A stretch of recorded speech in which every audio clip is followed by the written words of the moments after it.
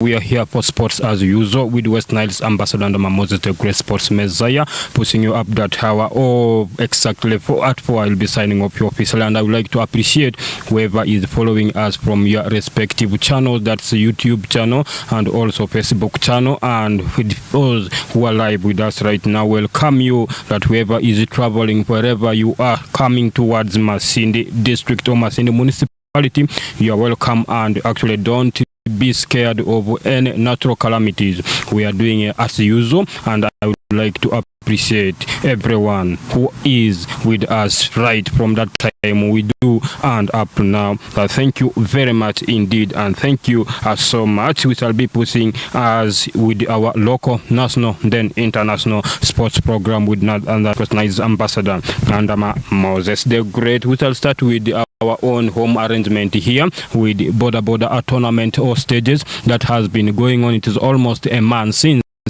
the actual tournament began, and people are actually there. The respective border stages are playing, and also teams have advanced from the group stages up. Now we have now reached to that level of semi-finals. So if you know that you are actually one of the competitors or somebody who is following, who has been following the tournament, so I would like to appreciate whoever sacrificed his little time to come and actually participate in that tournament. Is not easy actually, and also would like to appreciate the organizers who came out with that initiative to ensure that we promote local content or local talents here in Masindi, where we shall be in a position to identify some of those people who will be representing us at the national level. You never know. Last time the actual Secretary General for the border tournament was here with us on Elkem TV, and he was in position to tell us that there are very many and two players who were actually one time playing for those stages advanced and were taken by some of those Premier League teams who right now he talked of Nyamitobora, and also one of the teams that is in Premier. To appreciate the organizers, people like Honorable Keke. Yes, we know you are putting much money and you're a soccer fan, you love football so much. Thank you for actually supporting our own those talents and our own border stage tournament here in Masindi, and also the Mamawa itself, Masindi Border Association, the management. Thank you very much. We are actually partnering with the none other than this is the Kabalega Resort Hotel. Whoever would like good accommodation, facilitation, and whatever you would like, you just come here at Kabalega Resort and enjoy yourself. You'll never regret and see value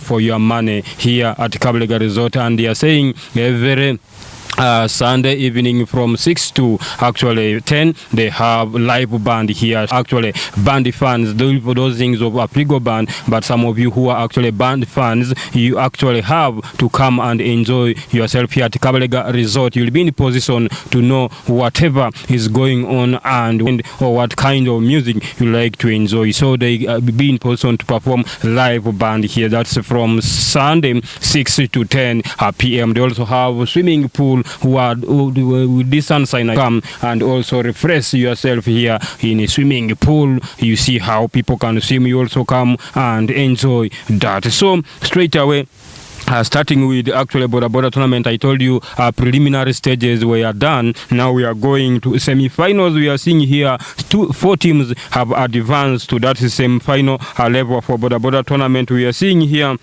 Kidura Diary border stage. We have stage Nyabeya border that is a stage that have all managed to actually advance to the semi-final, including Kijunzubwa. That's border stage. They have advanced. Last time they managed to beat Kisanza in their last game by 3-1. Though I saw complaints from some of those fans of that is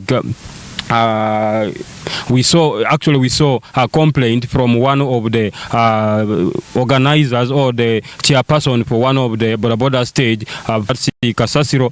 They complained of how bad the officiation was, but I think management and the organizers have worked on that and have managed to sort out issues that were from the pitch where they complained of poor officiation by the referees. I don't think that there has been biasness in that officiation, though people do not always accept or appreciate people who do kind of things like Boda stages that have qualified. As I told you earlier on, we have now Kijura Diary Boda stage, Kamrasi Boda stage, Nyavea Boda stage, and Kijunzubwa Boda stage. So those ones have advanced to semi-final, and they will actually find two teams that will go into the finals, and finally who shall emerge the winner for this year's Boda stages tournament 2023-2024. We saw last time it was Masesco stage that actually won it,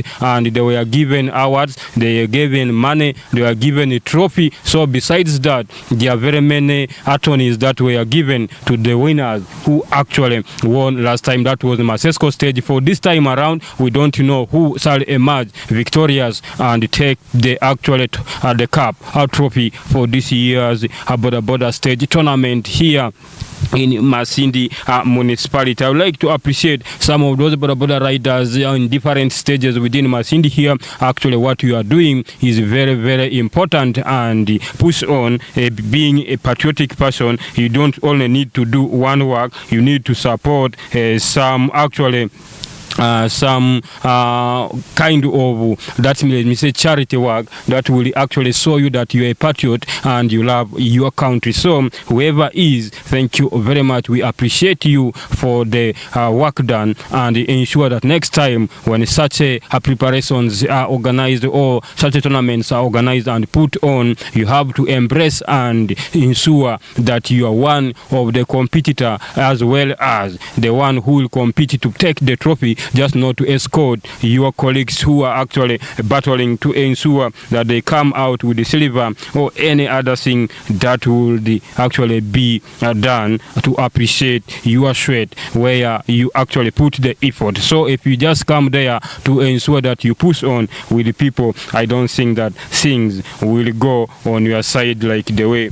how you wish it to be. Thank you very much for actually following us right from the time we began up to now. We have started with the Boda stage, and actually we have seen very many tournaments are going down there at the local level. So we shall be in position, because our teams cannot be in position to move in respective areas to get results, to ensure that all the community is aware of what is going on. So you will also be in position to come through or get in touch with us to update us on what is happening in your respective areas or villages down there. You know, people are organizing tournaments, people are playing friendly matches, and whatever you do, thank you very much. I had information last time there was actually a friendly match from those guys from Nyantonji. They went and played it those ends of Kiriandongo between a team called Timberland and Nyantonji, and it ended prematurely. Actually, I heard the information I had was not good. One of the player from Nyantonji side,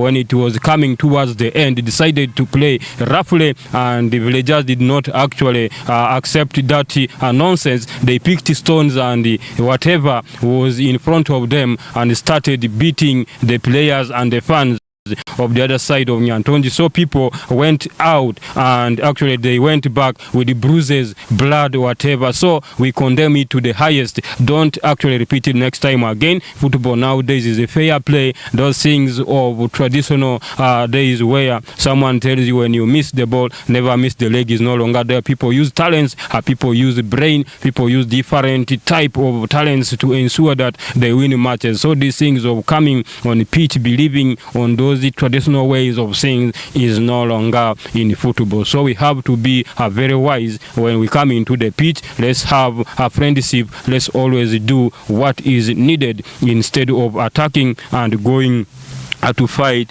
where your colleague have to shed blood. It is not acceptable, and we condemn that act. So Nyantonji guys, next time when those guys of Timberland from Kiriandongo shall be going back for the return league, I hope you forget what happened last time where they actually beat your fans. These things of revenge will not be there, but what you have to focus on is how you will be in a position to overturn that result, because it ended 1-1, but I expect next time when they come at your home ground down there in Nyantonji, things will move on well and you will actually win it. So this thing of fighting on the pitch, please let it be the last, and don't ever and do that, because it is unprofessional. A senior person cannot do that. You just play on, you move on. These things of revenge is not there. Please do what is necessary and don't ever mix football with your traditional kind of beliefs, what you always think it may take you to another level. It will not actually help you, and we have to always bear on our minds that we learn mistakes are there in football. There is a win, there is a draw, and also so you have to accept one of those things. One of them you have to accept. Straight away, we are going to our national team news. Away from our national, now we are going to our national team news straight away. We start with news from Mwebaze. Mwebaze confirms Solitilo Bright Star exit. Mwebaze is one of the brave players who have been playing for Solitilo, and he has actually said enough is enough. Let him actually go and find a greener pasture somewhere. So you are seeing here Safi Mwebaze has confirmed his exit from Solitilo Bright Stars barely one season into the job. The CAF B licensed tactician revealed the news of his departure from the Kavumba-based side on his social media pages, confirming the rumor that he has been going around.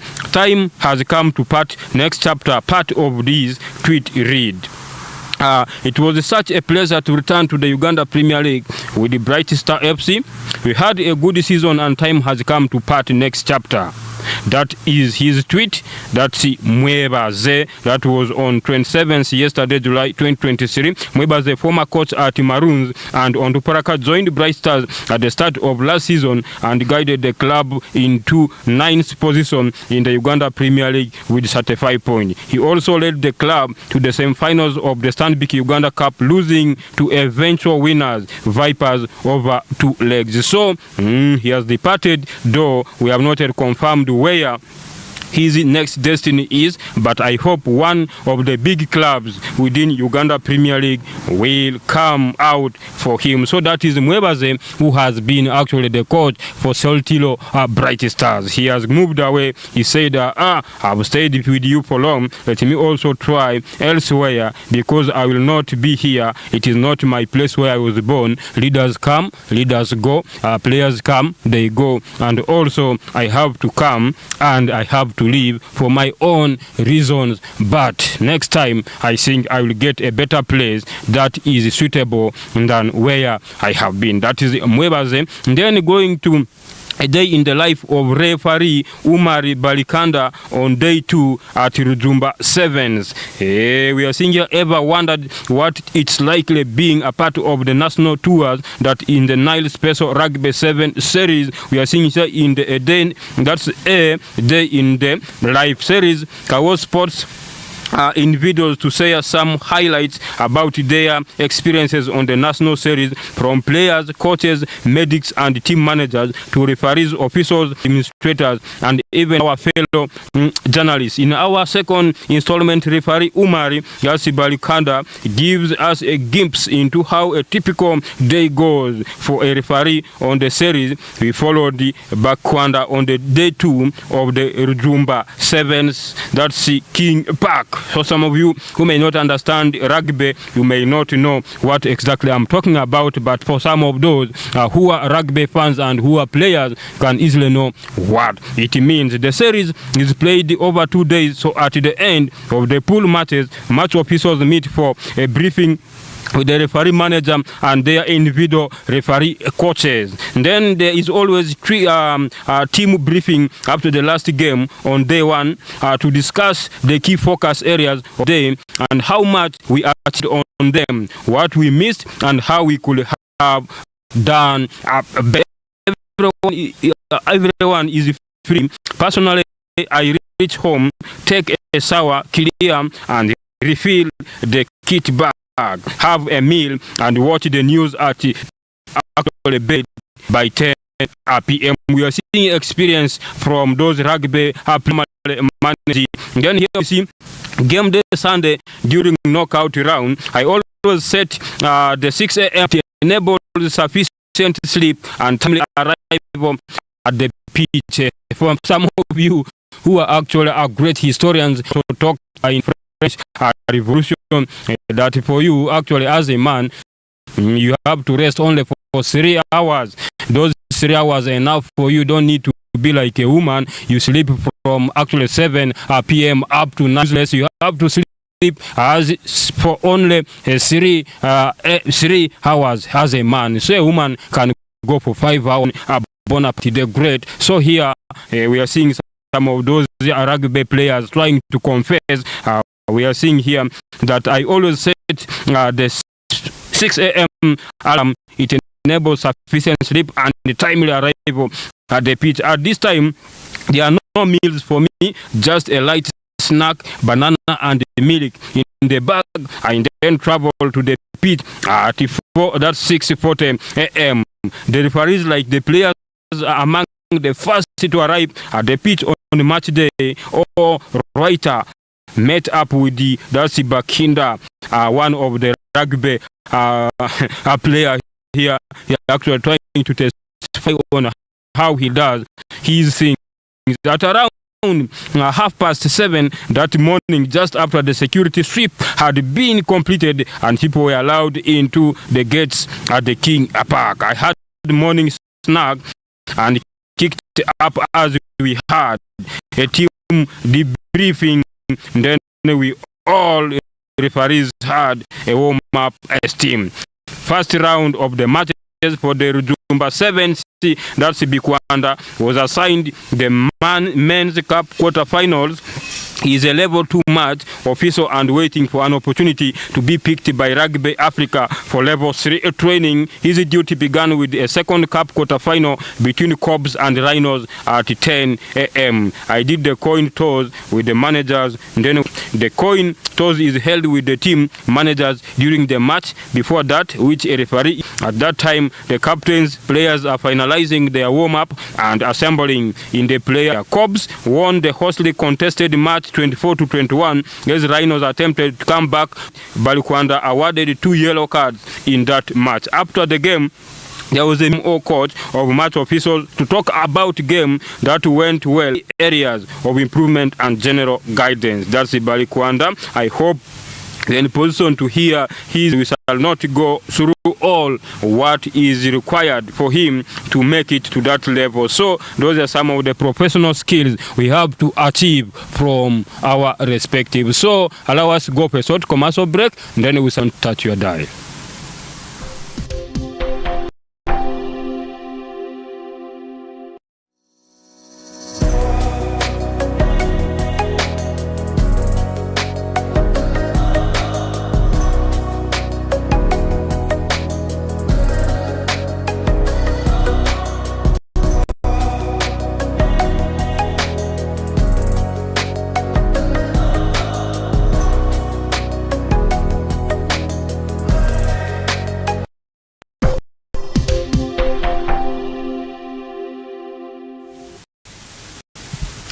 We'll be back from that short commercial break. Our followers of actually Elkem TV, whoever is following us on our Facebook and also YouTube channel, thank you all very much. We appreciate you. We are actually on countdown. We are now on rugby. We have been hearing from, that is one of the referees who officiates, that's Balikwanda. And then we are going to one of the greatest also, that is a player called Edgar Kairu. Edgar Kairu, a day in the life of rugby player Edgar Kairu on day one at Rujumba Sevens. So we left now, referee. We are coming to Edgar. Ever wondered what it's likely being part of the national tour that is in the Nile Special Rugby Sevens series in the day in the live series? Kao Sports goes behind the scenes and also follow select individual to snare come highlights about their experience on the national series, from players, coaches, medics and team managers to referee officials and whoever has been following these respective things on Kao Sports. So rugby is becoming one of the sports activities everyone would like to watch and also participate in it. So we have to appreciate and say ndio hiyo, kama ukiwa mcheza nafaa ukue mchezo ya mpango kama hiyo. So that is a rugby. We are going straight away at what our partners, those are Chinese. China donates girls football at 2023 ISF World School Cup. We are seeing the Chinese, they are coming out to support and do some donations. China 1 and China 2 will face off in the girls final at the ISF World Schools Cup in Rabat City, Morocco on Friday today, 28th July 2023. We are seeing here Chinese also. I think those people were known for Kung Fu, but nowadays they are trying to play, they are participating and they are in every activity, football, whatever is required. So here I'm seeing China 2 versus Saint Noah.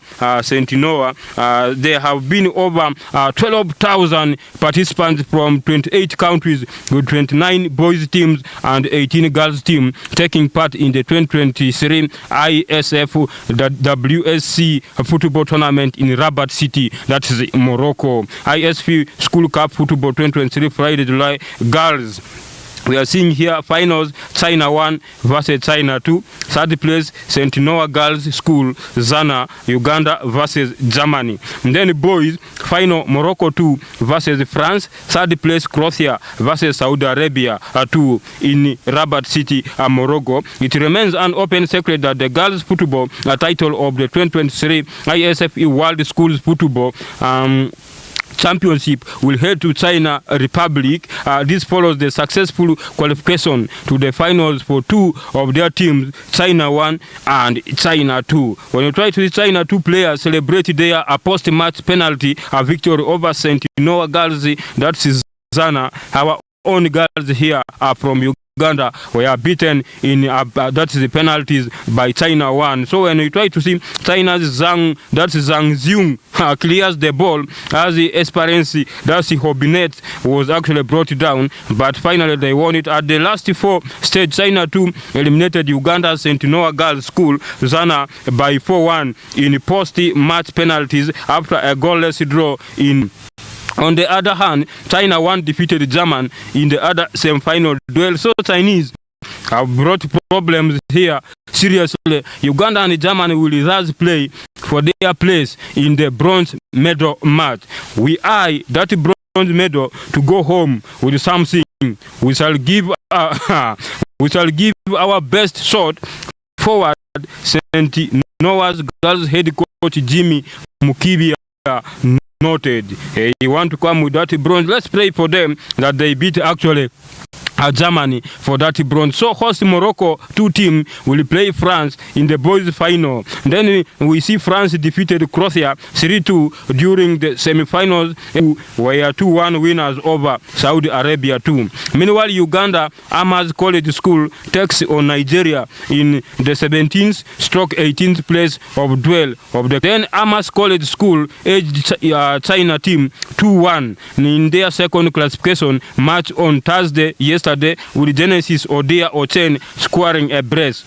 Kibuli Secondary School takes on Saudi Arabia 1/22nd playoff after recording their first win of the campaign, a 2-0 victory over Bulgaria at the first sports complex. This tournament is organized by the International School Federation in conjunction with the Ministry of National Education, Press School and Sports Federation of Royal Morocco Football, that's FRM, and the Federation of Royal Morocco School Sports FRMSS.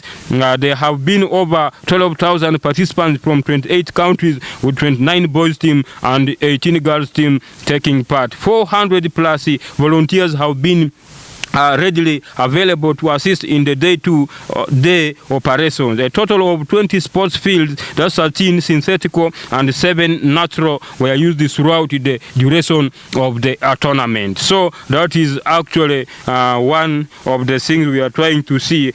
China dominates girls football at 2023 ISF World Scoop Cup. So congratulations to all Chinese who are here in Uganda. I know you are very many and you have taken contracts for working on those roads of ours. We appreciate your partnership with Uganda, and we pray that that partnership moves on, and we see how we can develop as brothers and sisters. So Chinese, you were known for Kung Fu's those days, but now you are in everything. So we are seeing here Kibuli overcomes Bulgaria's fact victory. We are going to our Kibuli here. As I told you, they managed to beat Bulgaria in one of these schools tournament that we organized in the capital city of Morocco, that is Rabat.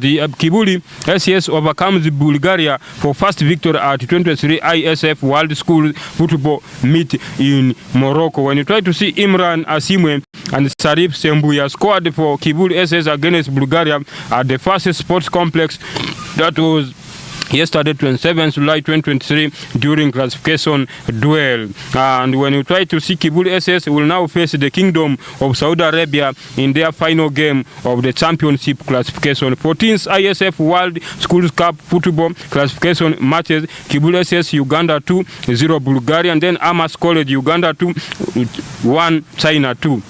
Same final girls, St. Noah Girls School Zana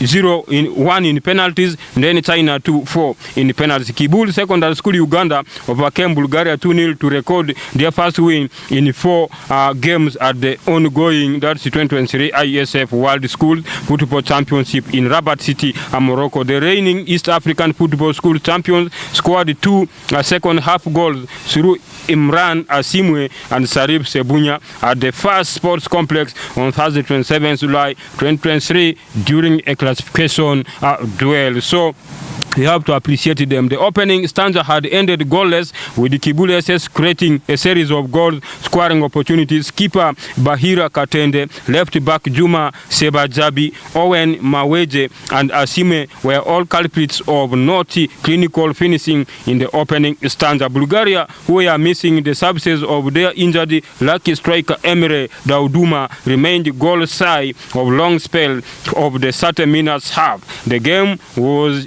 lit up with the Asime's simple tap in the pass goalkeeper Martin Antobu for the opening goal in the second half. So those were some of the good performances we saw from Kibuli. Momento later, Sebunya's dipping shot from 30 yards kissed the crossbar before bouncing over the line for a beauty to make it 2-0. By the time the center referee Clovis Rusele ended the game, Kibuli SS were much energized and had headed for a killer. 2-0, the contest ended as the Ugandan school recorded the first victory in 4 matches thus played. Kibuli SS had opened a 0-1 loss to 9-man Qatar. They again fell 1-2 to China and Nigeria in identical losses before that latest victory. It is good to win. Shipia Katende noted, "We need to finish strongly in our final game," he added. Kibuli SS will now face the Kingdom of Saudi Arabia in their final game of the Champions classification. We pray for them. Meanwhile, the other Ugandan school, Amas College, greeted their teams to beat China team 2-1. Amas College wins down with Nigeria on today, 28th Friday, 2023, at the first sports complex. St. Noah Girls School, Zana, will face Germany in the bronze medal match on the same day. St. Noah Girls School, Zana, had lost their semi-final duel against China 4-2 in the post-match penalties after normal time had ended goalless. So those are some updates for our schools that are actually they are competing for those secondary tournament organized by those associations of different countries right now going on Rabat in Morocco. So we are still pushing on till that hour. It is actually 2 minutes past 4. We shall go, and we are left with a few minutes as we finalize the sports here as usual. So we are going straight away to another team news that is coming on. I know very many of you would like to know how transfers and what is going on the world football of transfers. Who is your club buying, where, and how pre-season games are going on. People would like to know those ones. So I will come with more and more information that will be in person to know. People want to know how Arsenal played last time.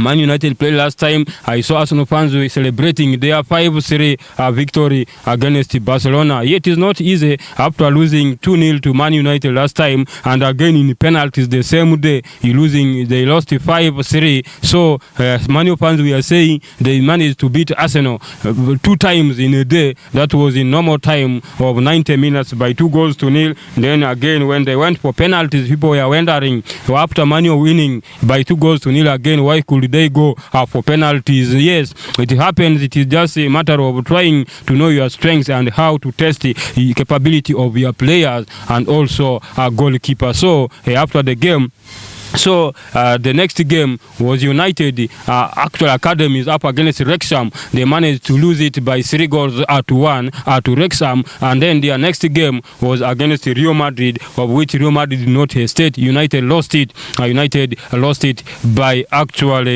that was 2-0. So allow us to go for a short commercial break. We shall bounce back briefly. Don't go away.